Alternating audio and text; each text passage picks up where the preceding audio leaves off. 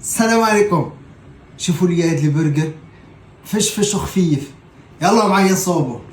500 غرام دقيق الفرص، بيضه وحده، 30 غرام زبده، 10 غرام ملحه، 30 غرام سنيده، 200 غرام ديال الماء، و70 غرام ديال الحليب، و10 غرام ديال الخميره الفوريه. انا كندير NG ساهله في الذوبان، وكتخمر دغيا. ونديروها تعشن 10 ديال الدقائق، سرعه متوسطه. العجينه ديالنا واجده.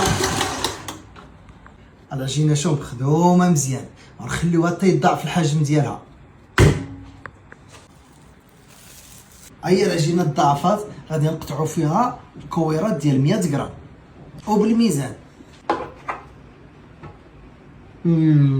ما فيها لا ريحه الخميره لا والو.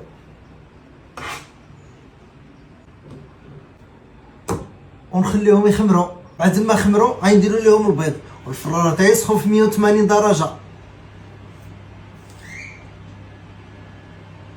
غادي نرشوهم شويه الجنجل الابيض، نديهم يطيبوا. ها هو طاب.